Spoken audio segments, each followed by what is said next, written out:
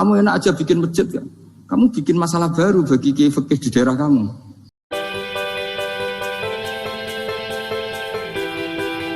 Allah itu Maha Rahman yang mengajarkan Quran. Di surat Iqra juga disebutkan Iqra wa rabbukal akram alladzi 'allama bil qalam. Jadi Allah mensifati dirinya sebagai pengajar.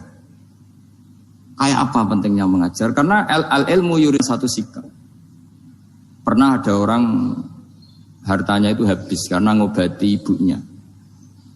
Terus datang ke saya, dia sumpek karena hartanya habis ngobati ibunya. Terus dia bilang, Gus, saya ini sekarang sudah miskin karena ibu saya sakit dan harta saya habis untuk ngobati ibu saya. Terus tak guyoni sama saya. Kon kepen pinter apa kepen goblok? Kepen pinter Gus. Ingin pinter apa ingin goblok? Katanya ingin pinter. Kalau ingin pinter bahasanya jangan gitu. Harta kamu itu masih di akhirat karena habis untuk ngobati ibu. Bayangkan kalau habis untuk maksiat itu habis betul. Terus dia mulai syukur. Alhamdulillah Gus, harta saya habis secara heroik karena untuk mengobati apa ibu. Sudah pinter dia. Akhirnya miskin sampai sekarang ya tetap pede saja karena masih punya tabungan di akhirat. Dan itu saya terinspirasi oleh ilmu juga. Jadi dulu Sayyidah Aisyah itu pernah nyimpan sepotong daging kambing.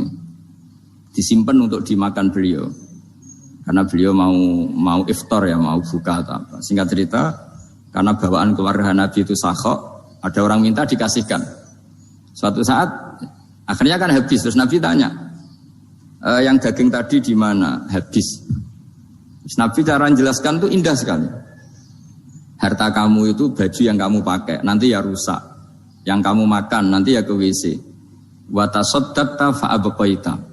Memang di semua riwayat itu pakai dhamir mukhatab mudzakkar. Meskipun asal-usul riwayat itu untuk Sayyidah Aisyah. Karena untuk umum. Yang kamu sedekahkan tuh yang masih. Kamu jangan bilang kamu sedekahkan tuh yang habis. Yang kamu sedekahkan tuh yang masih. 1 miliar misalnya. Terus pernah tak sedekahkan ke fakir miskin atau ke kiai atau ke pondok 1 juta. Itu yang mesti masih. Karena kadung di luar kekuasaan kita. Kadung lillahi ta'ala. Justru yang masih itu yang potensi nanti untuk hal-hal yang kurang positif. Semenjak itu orang sedekah itu begitu entengnya karena itu yang masih. Ya tapi tentu sarannya yang tepat ya. Saya sekarang sering kampanye sedekah tepat. Karena misalnya sering saya itu didatangi orang kaya.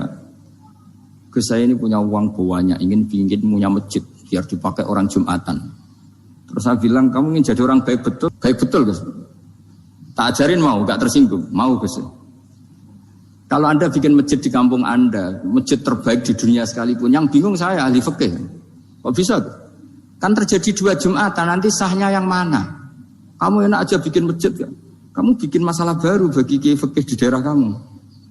Belum nanti orang terus migrasi ke masjid Anda karena lebih baik, koriknya lebih baik. Kamu membunuh masjid yang lebih tua, itu gak sopan sekali, masjid itu sudah lebih tua kamu. Akhirnya mikir. Gak usah Gus kalau gitu, sedekah apa saja yang penting perintah jenengan gimana. Ya sudah. Jadi sedekah itu juga harus dibina supaya kalau orang kan bisa saja kan uang 100 juta itu untuk fakir miskin manfaat, ternyata untuk masjid yang sifatnya aksesoris, untuk lampu yang kristal yang mahal-mahal bukan yang pokok. Itu pentingnya ngaji ya. Jadi lagi-lagi al-ilmu yurisul ahwal.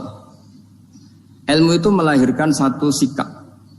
Jadi ketika ada masjid baru, kalau orang nggak bisa ngaji fikih, wow ada masjid baru, masjid banyak. Tapi kalau yang ngaji fikih ngerti, ini malah ada masalah baru karena ada ta'addud Jumatan. Gimana hukumnya 2 Jumatan dalam kondisi yang tidak mendesak? Makanya sekarang saya baru kampanye itu. Dulu itu kalau ada masjid banyak itu kan faktornya beda ormas, beda pemahaman atau agak jauh, masih hukum sosial. Atau bawaan kondisi, misalnya di dekat UGM itu ada masjid kampung pertama, bawaan masjid karena ada kantor besar, atau bawaan ada pabrik besar, atau ada sekolahan besar.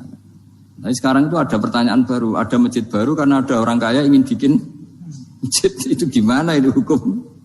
Nah, tapi kalau orang nggak nekuni fikih itu ya langsung wah bagus untuk bangun masjid. Bagus piye gene sing kangelan memfikihkan tadi. Nah itu ilmu. Jadi kalau yang tidak nekuni fikih itu ya tidak tersiksa. Tapi yang nekuni fikih itu pasti tersiksa karena seperti itu tadi. Ya jadi saya mohon di antara cara kita dakwah secara damai itu dimulai dari Rabbana zolamna anfusana. Itu pakai Nabi di redaksinya diganti dengan makna supaya kita per individu matur Allah apa ini zulam tu nafsi zulman kabiron katsiran. Nah bawaannya orang mengaku zalim, mengaku salah itu kan sudah tidak sempat mikir salahnya orang apa lain. Dan dari sini kemudian dia jadi orang yang tawadhu, yang ubudiyah, yang macam-macam. Sehingga Nabi itu bukan dianggap ya, pasti penjelas terbaik.